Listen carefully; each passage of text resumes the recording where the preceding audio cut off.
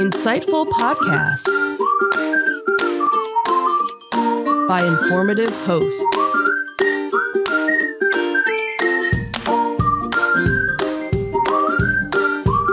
Insights into Things, a podcast network.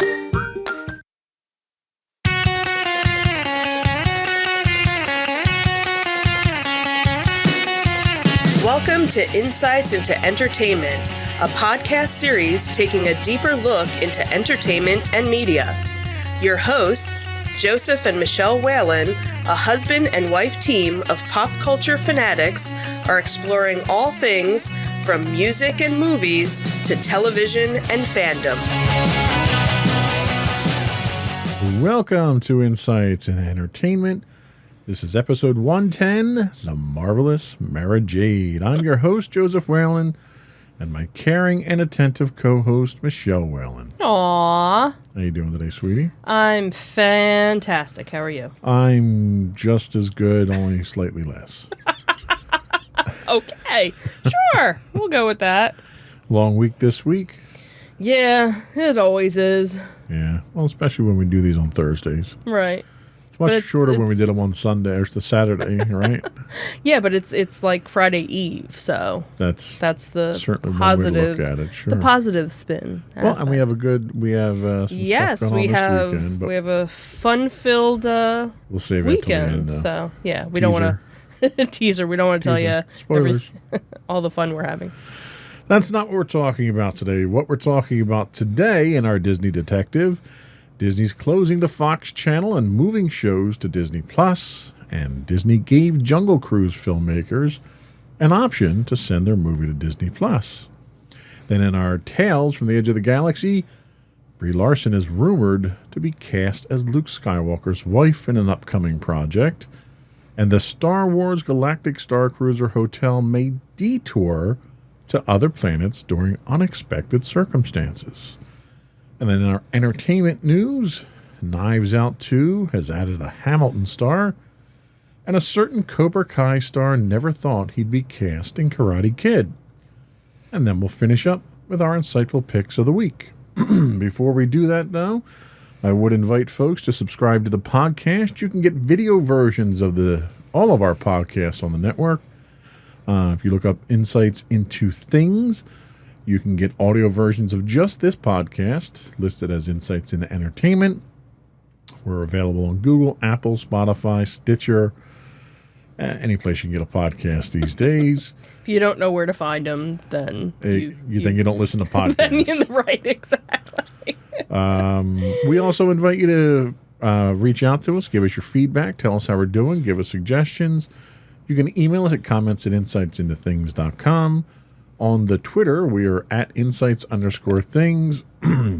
On Facebook, we're at facebook.com. The Book of Faces. / Insights into Things podcast.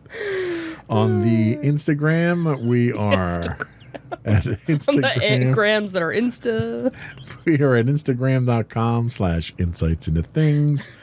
And if we haven't confused you enough with all those, you can just go right to our website at www.insightsintothings.com to get links to everything. Are we ready to go? I don't know. Are we? I think we're good to go. Okay. Here we go.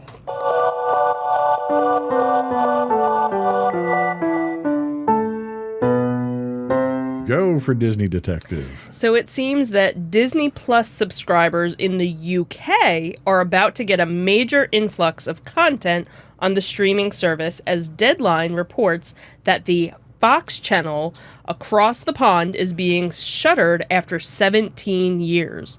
The closure of the channel will see all of its programming move to Disney Plus streaming service, marking yet another indicator that the Walt Disney Company has their primary focus set on growing their streaming platforms.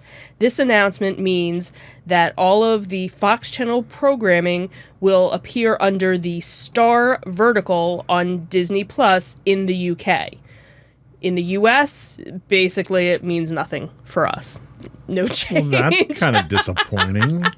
Jeez. Well, the thing is that in the US, most of Fox's stuff is under Hulu, and Hulu and Disney, they're already together. Right. So for the UK, it's big news because they hadn't started switching anything over for them yet. So it's big news for them. So a Disney spokeswoman had made a statement that on June 30th, the Fox channel in the UK will close. Many titles will become available on Star on Disney Plus, and we will announce in the near future. Appreciate everybody's support, blah, blah, blah, blah, blah. Hey, there's going to be lots of new stuff. Did they actually write blah, blah, blah, Yeah, blah, they did. Yeah. Wow. They need some better creative writers I there. was quoting them. So yeah, for us, again, it doesn't mean anything, but for people in the UK, and that was what kind of they were really the ones that were kind of being screwed over, because when all of the new content was coming to Disney Plus in the US, it wasn't available in the UK for a while. So like when Mandalorian launched and other things, they had to wait months before it came. So now, at least, they're starting to catch up. So they're going to be able to get things like American Horror Story, The Orville, Atlanta, Walking Dead, LA's Finest. So a lot of Fox. How many of those have been canceled now? Yeah, well, but they'll be able to, catch up on it. The other thing that came out was last week, word came from the Walt Disney Company that Disney Plus's service has now hit 103.6 million subscribers worldwide as of June 3rd. Million? Million. Meaning that 8.7 million global customers joined the service just in the past quarter. Wow. So that's impressive. Yeah. It's also worth noting that if you look at the demographics for this podcast, our number 2 viewer/listener audience is actually the UK. See? So this is news for them. All of our friends in the UK. See, watching all those shows with English accents pays off. See? Yeah, so my insightful pick is another. Yeah, I know. Yeah, I know. Yeah, that's why I skipped ahead. No spoilers, though. No spoilers. No spoilers. So, yeah. So, what else we got in Disney? So, in more Disney Plus news, it seems that Disney gave Jungle Cruise filmmakers the option to send the Dwayne Johnson movie to Disney Plus. So, Disney's Jungle Cruise will set sail in theaters and on Disney Plus on July 30th, a decision that was reached by the studio and the filmmakers behind the movie. Johnson on Thursday had announced Jungle Cruise, based on the iconic Disney theme park attraction, would be the 4th film to debut in theaters and on Disney's Premier Access after the animated Raya and the Last Dragon. Then you have Emma Stone's Cruella, which is coming out next week. Then Scarlett Johansson's Black Widow will be coming out July, all through the Premium Plus. Now, again, if you're not sure what that is, it's $29.99 priced Premier Access, which they had actually lost last September with the live-action Mulan, after Disney had canceled the film's wide theatrical release. So, basically, for $29.99, you get to own the movie for as long as you have Disney Plus. Now, the other thing, too, is when Mulan came out in September, it was only 2 months that you had to pay for it. If you waited until December, you were able to get it as part of your Disney Plus package. So I'm guessing it's probably the same thing. I don't know if there's a set time for any of the Premier Access movies, if it's like a 2-month period or not. But you figure if you're a family of 4, heck, if you're a family of 3, paying $30 to own the movie is cheaper than actually going to the movie theater. And in some cases, your local movie theater might not yet still be opened at this point. So if you want to see basically a first run movie in the comfort of your home, $30, isn't too bad. So Disney presented the filmmakers behind the Jungle Cruise with the release option, and according to a report, they decided to go with the split release of doing it for Disney Plus as well as doing it in the theater. So it'll be interesting to see, how it does. Now that things are, again, starting to open back up, are people going to choose to go to the theater to watch it, or are people still going to, to decide to stay at home and watch it? So this is one area that I'm very curious to see what happens when things kind of go back to normal. Is where do movie theaters fit into this? And now that you've got these first run movies at home, and the business model has proven out that you can make money off of it, right? Are we going to have a certain class of movies that now continue under that release program? Right. Is it going to be open to everybody? Are the award shows now going to start allowing that type of thing? Because they did make an allowance for just the 1 year. Right.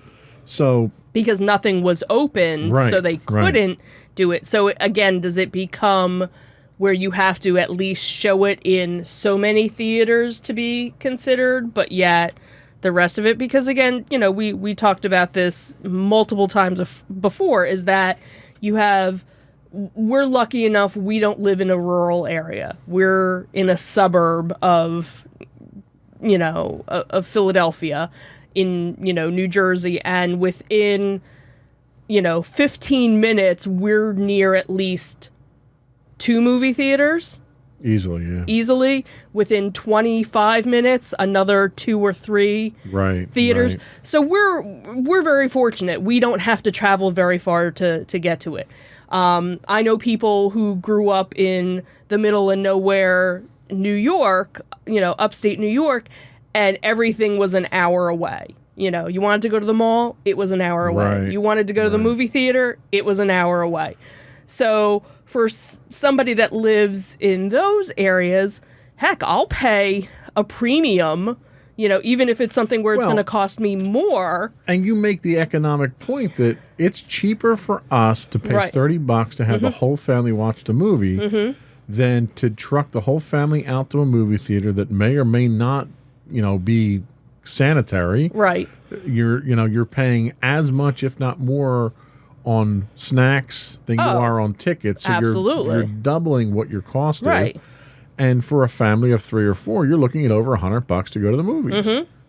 Well, for the Jungle Cruise, I don't need to see it in a theater. Right.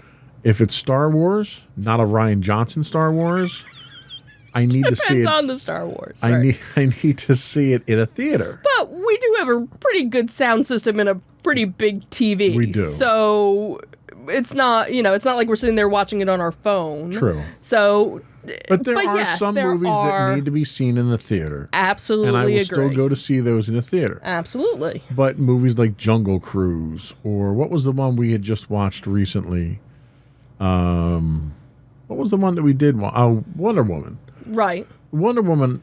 Well, I didn't want to watch after watching it. I didn't want the time back from watching it in my living room. But right. I would have really been upset if I had paid to go see it in the movie theater. Right. But yeah, movies like that I don't need to see in a theater. Right. I agree. There are certain movies that seeing it in a movie theater enhances the experience, but for the most part, being able to see it at home, plus the fact that we can pause it, and that's what we did with Wonder Woman, because we just needed to take a break. I'll tell you, when we went to see Endgame, yes, I wish we had a pause button. Yeah, everybody did. Because it was so long, and I had to pee like 3 times in the movie. Right. So it was nice to be able to watch it in the comfort of my home and pause it when I got home to watch it. Right. But that was also, after the fact, after you had already seen it. And so, yeah, like, Jungle Cruise or Black Widow, you know what? Maybe we'll spend the $30 and do that to be able to watch it, and we'll do a movie night. Everybody gets their... And the fact that you own it as long as you're a member of Disney Plus is nice, but how many times are we going to go back and watch Jungle Cruise? I don't know. How many times have you watched Endgame? Oh, and you were watching it when it was on. Jungle Cruise is not Endgame, okay? You don't... Maybe Maddie will like it. I don't know. Maybe, I guess. never know. We won't know until we watch it. That's true. So that was all we had for our Disney detective. Yes. We will be right back with our Tales from the Edge of the Galaxy.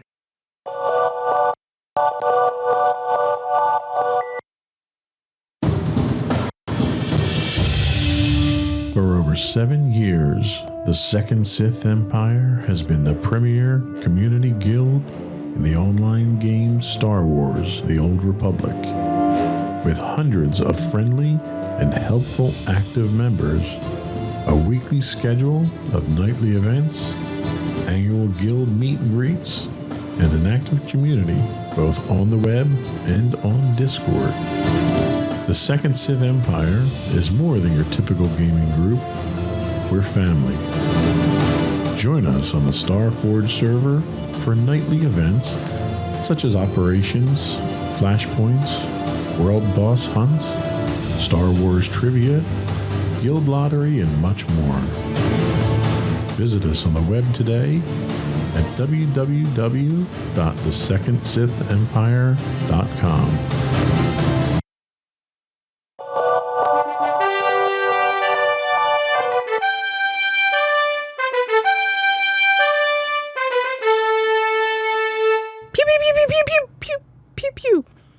Go for Tales from the Edge of the Galaxy.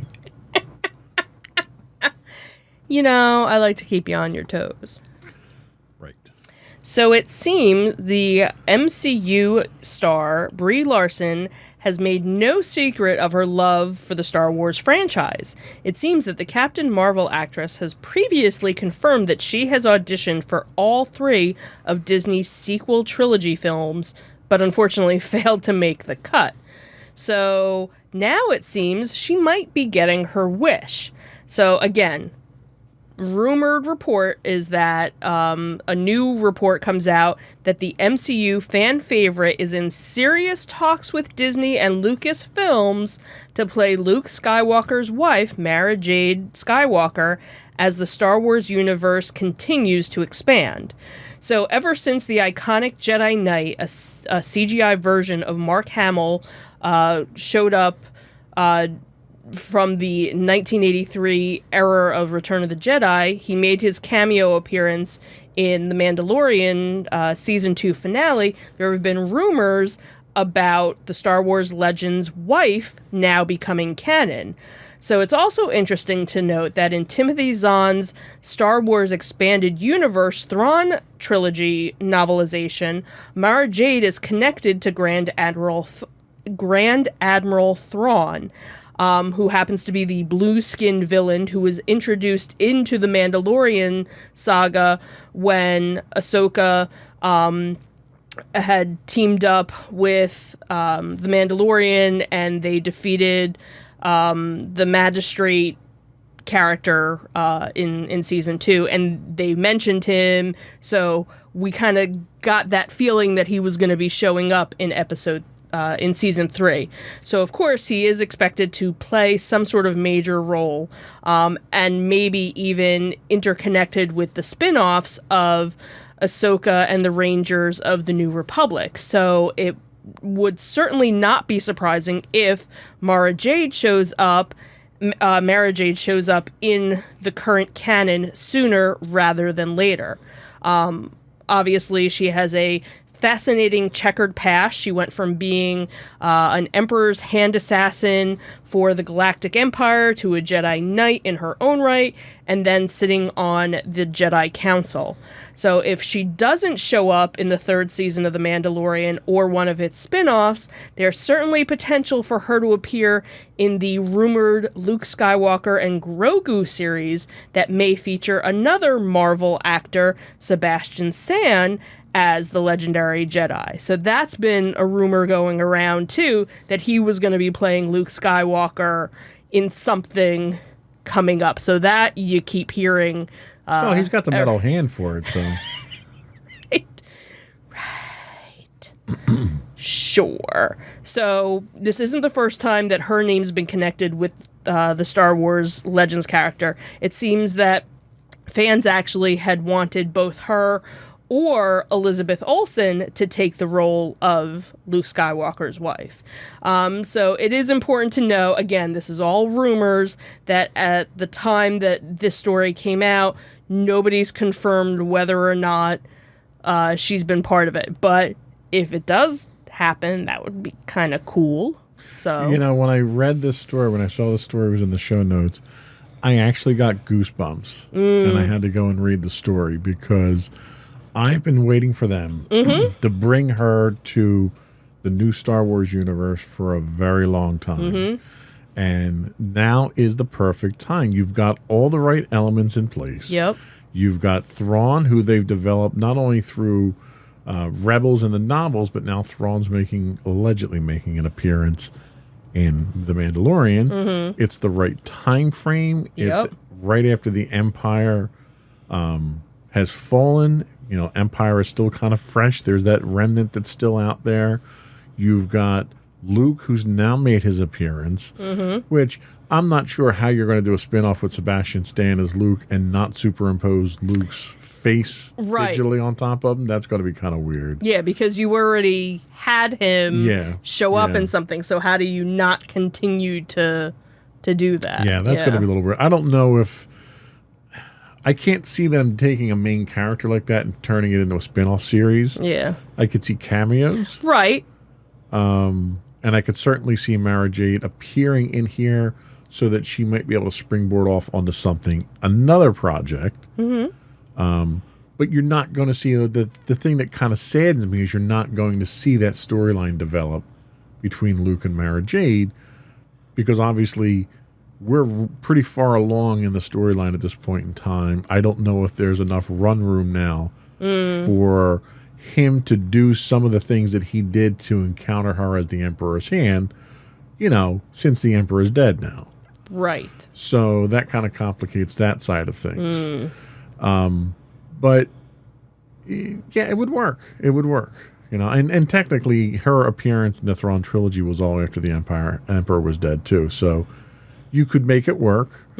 I would love to see it. I think it was a great storyline. I think if they borrow elements from the novels, the Timothy Zahn novels, I think they've got a winning recipe no matter what you do with it. Timothy Zahn could rate the dictionary and it would turn out awesome in the end. Right. That's just how good of a writer he is. But anyway, we'll see what happens. Okay.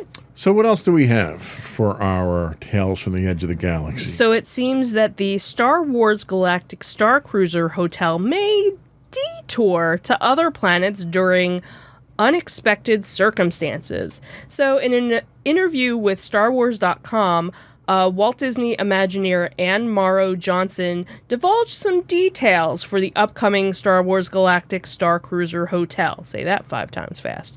So 5 times fast. Thank you. So according to Johnson, when the Halcyon sets off next year, its leisure cruise through the stars may be interrupted with unplanned detours. She said, and just like any other cruise, we have an itinerary, so we have a set list of planets that we'll visit. It's possible that we might take a detour or two if we find ourselves in unexpected circumstances, but you will be able to see those planets, other ships, and maybe the occasional asteroid field out the window as we cruise from place to place. Of course, guests will also be able to take an excursion to Batuu via shuttle during the cruise. So it sounds like there are going to be some unexpected things happening with your 2-day, 2-night stay aboard. So, well, it's funny because that kind of sticks with the theme of other Star Wars things in the parks, sort of like Star Tours. Where, right. Star Tours, you go on an unexpected trip to multiple locations. Right. When you're on, when you go through, what's the new ride? Not the Millennium Falcon one. What's the other one? Rise of the Resistance. Rise of the Resistance. So you go on Rise of the Resistance. You have an unexpected twist on that one Right. too. It's a very Disney Star Wars thing to do. So it's a very thematic type of thing. And what I hope is, it's not a forced thing where you have a script and okay, day 1 at 10 o'clock we're doing this, and at 4 o'clock we're doing. I hope they change it up so it feels more organic. Right, and I also hope that they do something like that too, where they kind of change it up so that this way, if you go and tell a friend about it, you don't have the exact same experience. Kind of like what they do on Star Tours. Right. On Star Tours, it's a random generated thing, so you don't always get the same 2 or 3 planets. Right, each so ride. you can go on Star Tours multiple times and have a different experience every time. Right, so I'm hoping that they kind of do that, or depending on where you are on the ship at a certain time, you run across something. One of the things that I saw in a different article was actually talking about cast members that they were hiring. They were looking for stunt actors. They were looking for musicians. So obviously there's going to be... Play that same song! There's going to be, obviously some sort of bar or some lounge area where there's going to be music going on. Star Wars, you have to have the aliens at the bar. Right. So I'm sure there's going to be the aliens at the bar. I'm sure there's going to be these other actors so that if, maybe the ship gets taken over by something and that was somebody else, I don't know if somebody had made a comment or said, like, maybe Kylo Ren shows up and boards your ship and there's a whole... Hope not. Make it Vader. I'm so sick and tired of the new stuff. Maybe that's what they do, depending on...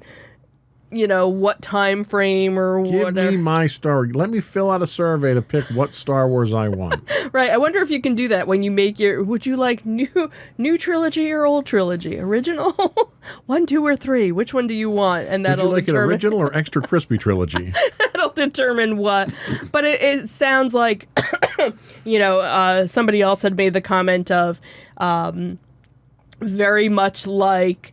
when you go to Batuu and everybody's acting. Right, they're all in character. Right, everybody's in character. Kind of like when you go to a Ren fair and or if you play Dungeons and Dragons, the more you role play Saturday. the more you get involved with, the storyline, or, oh, you said the right thing, so you can... Exactly. Go and do this experience. Or if you happen to play The Sims and you had the Batuu expansion pack, you can interact with the people there too. Right. So it'll be interesting to see how, how they go about this. I'm looking forward to it. I'm curious how long the wait's going to be and how long it's going to take for us to get reservations. Yeah. Because that's the one thing that'll bring me back to... Oh, to absolutely. I know. So trust me, I'm sure I'll get like 50 emails popping up saying reservations are open, or you have to log on at like midnight to get on a waiting list. Yeah, we will. I know we will. So that was all we had for our Tales from the Edge of the Galaxy. Yes. We'll be right back with our entertainment news of the week.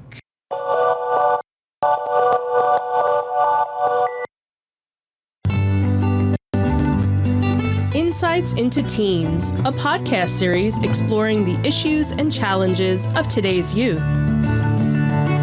Talking to real teens about real teen problems. Explore issues from braces to puberty, social anxiety to financial responsibility. Each week, we talk about the topics concerning today's youth. We look at how the issues affect teens, how to cope with these issues, and how parents, friends, and loved ones can help teens handle these challenges. Check out our video episodes on youtube.com/insightsintothings. Catch our audio versions on podcast.insightsintoteens.com or on the web at insightsintothings.com.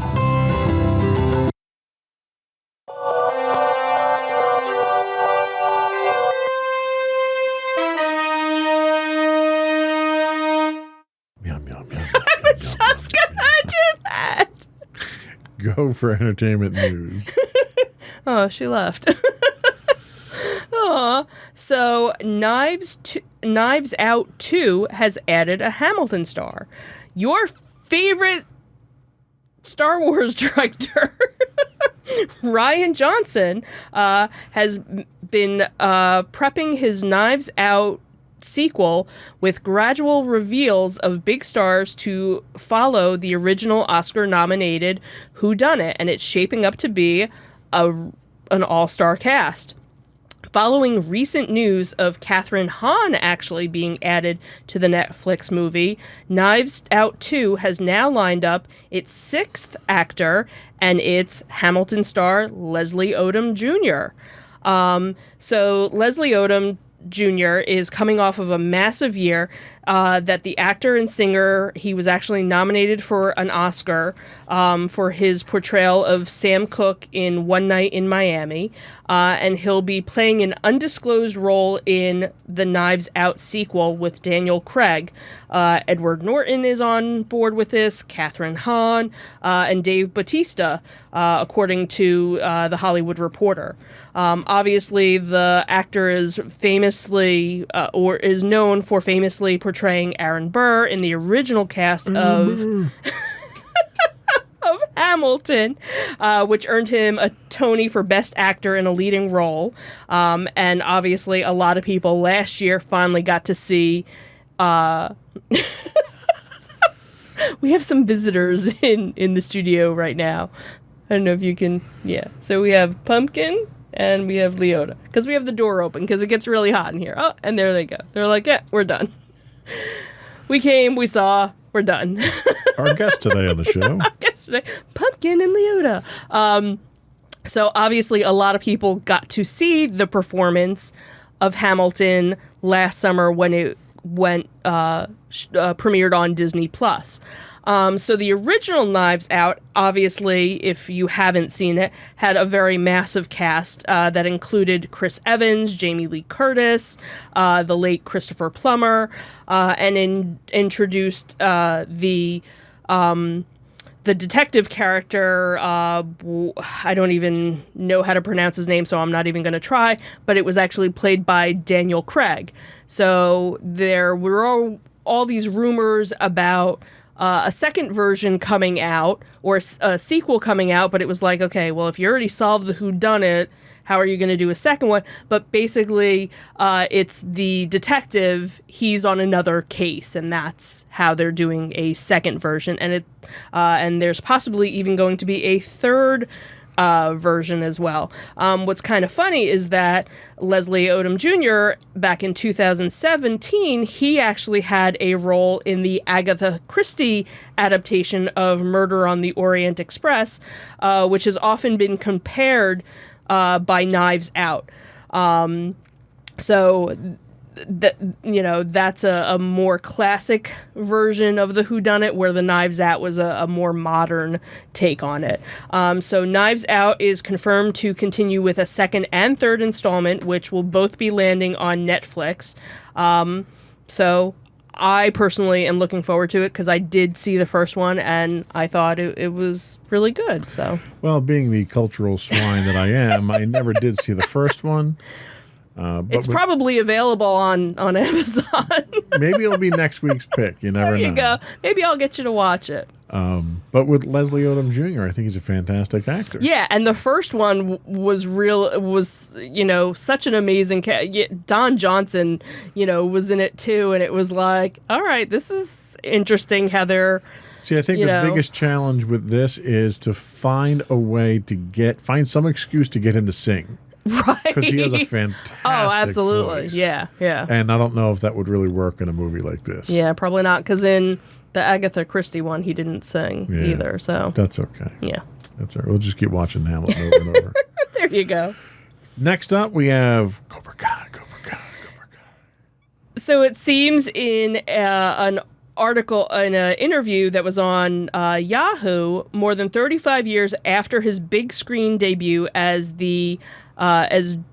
Johnny Lawrence in The Karate Kid, William Zabka, sorry, is now, an legitimate Emmy contender for his performance as the adult Johnny on Netflix Cobra Kai.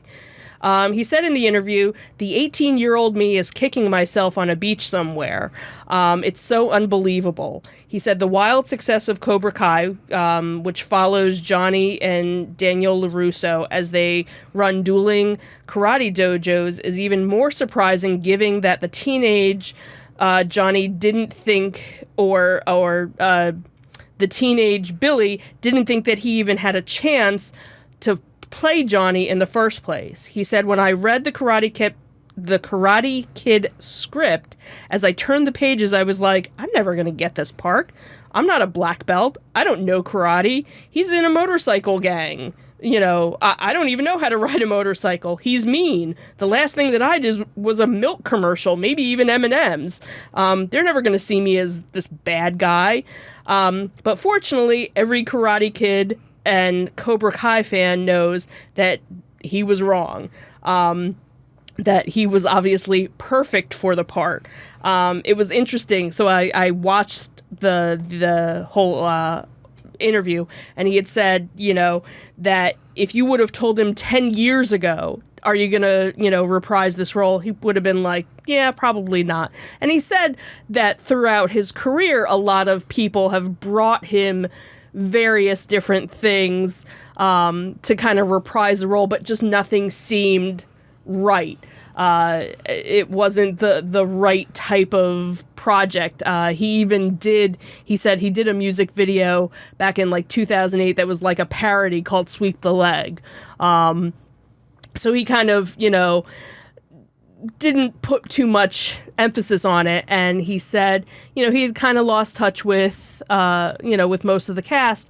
But when Pat Morita had passed away, he had gone to the memorial, and that's when he and Ralph Macchio kind of teamed back up again and kept in touch and kind of rekindled their friendship. And then you had this group of writers that came along and showed the script, and he just fell in love with it because you got to see this other side of Johnny that kind of made sense. Like, it worked. It was much better than anything else that he had even, you know, thought of.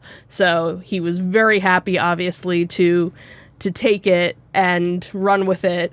And, you know, obviously we're going to get another season out of it, and he could possibly, you know, get an Emmy for it, too.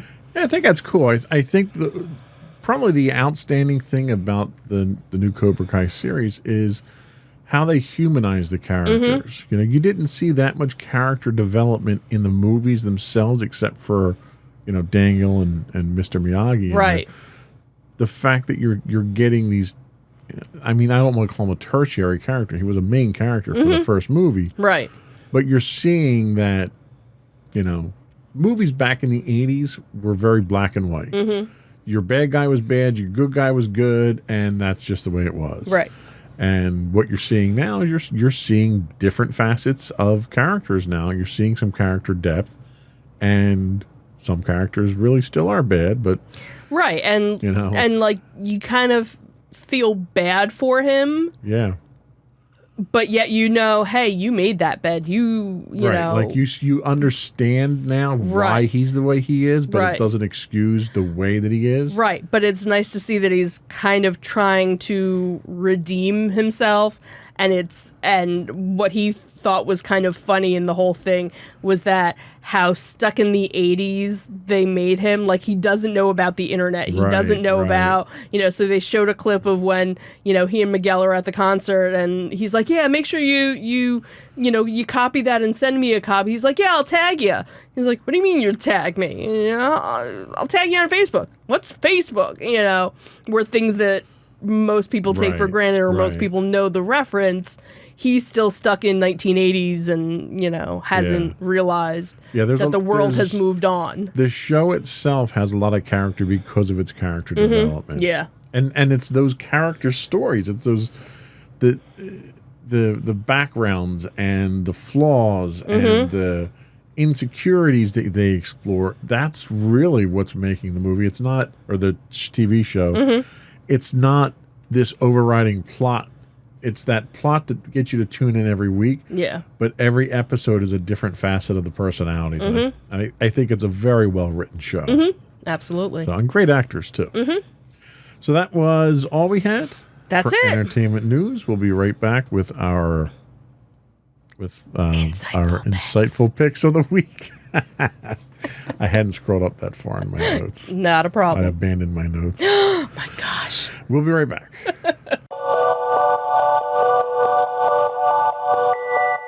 Go for your insightful pick. So, hey, my insightful pick of the week is a British documentary. Shocker. Shocker. And it's on Disney Plus. Wow. It's actually also on National Geographic as well, because it's under that banner on Disney Plus is the National Nat Geo. And it is called Being the Queen. So in this biography of Queen Elizabeth II, 1895 Films, which is the company that made it, uses a treasure trove of never-before-heard interviews from dozens of people who have known the Queen personally to tell the story of her life. This approach paired with deeply researched archival footage puts us in the room with Queen Elizabeth II during some of the most important and trying events of the history of the British monarchy.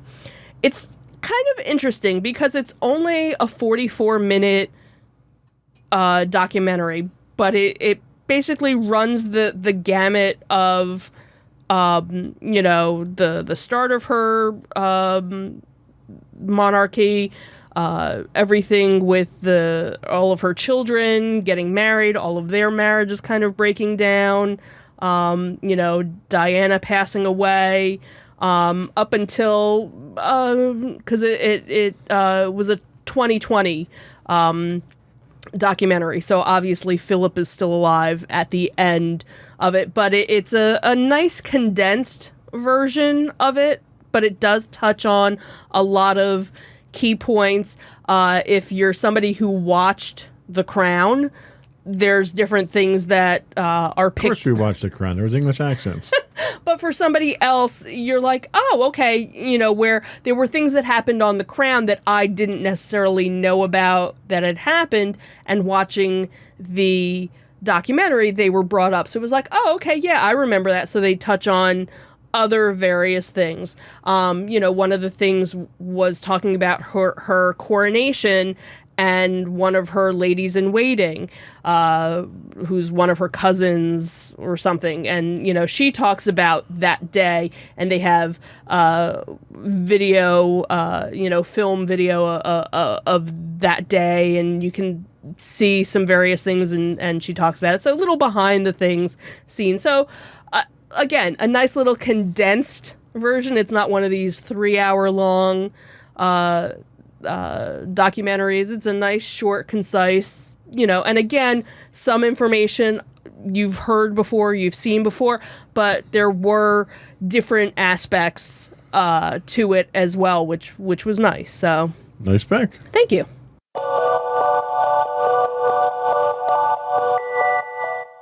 So my pick this week is Digging Deep in the Woods. This is another one of wow, yeah. Yeah, this is another one of my gems that I found on Amazon Prime. It's called The New York's World's Fair in 1964. Being the history buff that I am, it's an extraordinary documentary that takes a fresh look at the sights and sounds of this once-in-a-lifetime event. Produced in 1996, this is one of the dig deep rare treasure finds of Amazon. Using vintage footage from the fair, you're transported back in time to this historic event where, quote, cutting-edge technology was on display. The New York World's Fair held over 140 pavilions, 110 restaurants, 80 nations involved, 24 U.S. states, and over 45 corporations to build exhibits or attractions at Flushing Meadows in Queens, New York. The classic documentary takes you on a nearly 1-hour walk through some of the offerings of the fair. You get a feel for the spirit of the fair, the architecture, and the technology on display. The fair's theme was Peace Through Understanding, dedicated to man's achievement on a shrinking globe in an expanding universe. Very lofty goals, very significant achievements they were going for. American companies dominated the exhibition as exhibitors, Disney being one of the most prominent, with several other exhibitions retiring to the Disney theme parks, such as It's a Small World and Carousel of Progress, one of which is one of my favorite rides. The other one I try to avoid like the plague. You can try and figure out which one is which. While the documentary mutes the overriding cultural significance of the Cold War going on at the time, you can't help but feel the energy and excitement of the space race that was a direct result of that quasi-conflict throughout the film. It was one of the last great exhibitions of American innocence and innovation before the darker, more turbulent times just a few years ahead with the Vietnam War and Watergate scandals, when America seemed to lose its innocence. What I liked about this is that it wasn't tilted towards any of the corporations. Mm-hmm. You saw glimpses. Right. And, like, Disney didn't display anything. They didn't have an exhibition there. They did it for all these other corporations. Right. So Disney's not even mentioned in here. Mm-hmm. But you see some of their displays. Like, you see the building that was the Carousel of Progress, and you know immediately what it is in the film. Right. There was another one where they had Greyhound had sponsored these little shuttles. They were I don't know, like souped up golf carts almost. And I had watched an episode of American Restoration where they dug one of these up and they actually rebuilt one of these and restored it. And it was neat to actually see them puttering around the exhibit, people in these. There were like two or three people, little vehicles. Okay. It was just very neat to see. At the time, it was so futuristic. Right. And some of the architecture still holds up to this day. Mm-hmm. Yeah. But the technology was just, it's almost, like the nostalgia of it is worth watching. To see what we thought the future was going to be like then and what it is today. Right. So it's only an hour. It's available on Amazon Prime. It's a nice little flashback in time to some American history there. Very cool. The New York World's Fair, 1964.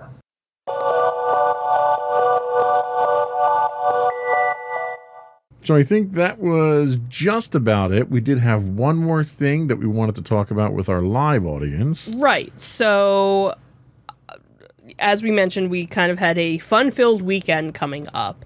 So one of the things that we are going to be attending on Sunday is the Monster Mania Outdoor Little Mall of Horrors pop-up event. So those of you that are from the area, even down in Maryland as well, because they do go down there. Monster Mania is one of those events that happen a couple of times a year. They do one up here in Cherry Hill, and then they do one down in the Maryland area, and it's a horror film and memorabilia convention. They usually have a whole bunch of different celebrities there. That's where a lot of the Walking Dead stars, when before the show even came out, were making the rounds there. So they do photo ops with celebrities and things like that. Obviously, when conventions stopped, this was one that had to stop. Casualty of the pandemic. Casualty of the pandemic. But it seems they were able to kind of put their minds together and kind of come up with a mini mall version of it. So what they're doing is also one of the other convention areas that we usually hit is the Philadelphia Convention Center in Oaks, Pennsylvania, which is a huge... I think they got, 4 or 6 exhibit halls or something? Yeah, I want to say four halls, but I think they can break it down into other ones. Well, they have this huge parking lot because of all of this. Right. So they're going to be doing an outside event this coming weekend. This is the first time that they've ever tried anything. So it's basically all of the vendors that would normally be at their event and then some will be there. Normally Monster Mania is what, like $35, $40 something like that, yeah, for the day. So because there aren't all as many extra things, it's only $15 to get in. There might still be tickets available for Sunday because, again, they only had limited quantities available. But then as limit restrictions opened up, they did open up some tickets. More tickets up. Masks are required, even though the whole CDC, blah, blah, blah, outside. Masks are required for everybody. So again, if you're watching this live and you're in the area, you can go to monstermania.net, see if there's still tickets available. We are probably more than likely we'll talk about this next week. Maybe even we'll have some footage we'll bring back and show folks what it was like and stuff. And maybe again, if this is something that goes well, maybe it's something they'll think about doing in the future. Who knows? So I'm so looking forward to being outside in the parking lot in 96 degree weather. Oh, and they are going to have a bunch of celebrities there too. So, for as long as they can survive the heat. They'll probably be in enclosed, things with a whole lot of fan. Everybody's going to have generators with really. fans and stuff. So it'll be definitely interesting to see. This is one of the first events that we're going to, since everything's kind of reopening. So we'll see. Hopefully it goes well. Yep, should be interesting. Before we let you go, though, I would encourage folks to subscribe to the podcast. You can get video versions of all of the network shows listed as Insights into Things, or you can get just audio versions of this podcast listed as Insights into Entertainment. We are available on Apple Podcasts, Spotify, Google Podcasts, Stitcher, iHeartRadio, TuneIn, Amazon, etc., etc. I would also encourage folks to reach out and give us your feedback, give us suggestions, tell us what we're doing wrong. You can email us at comments@insightsintothings.com. You can find us on the Twitterverse at insights_things. We are on the Book of Faces at www.facebook.com/insightsintothingspodcast. The grams that are instant or Insta at instagram.com/insightsintothings. Audio versions of the podcast can be found at podcast.insightsinentertainment.com. On the tubes of you, or YouTube, you can find us on youtube.com/insightsintothings. We Twitch 5 days a week. The doctor said he's going to give me medicine for that. At twitch.tv/insightsintothings. If you are an Amazon Prime subscriber, you do get a Twitch Prime throw it our way. You subscription. Throw it our way. We would appreciate that. It helps us keep all these lights on. And it gets really hot in here. Might pay for the fan at some point in time because it's really hot in here right now. But you can get us at twitch.tv/insightsintothings. And if you forgot all of those other links and you're not sure where to go, you can actually go to our main website to find links for everything. And that is insightsintothings.com. That's it. Another one in the books. Have a good week, everybody. Bye. Bye.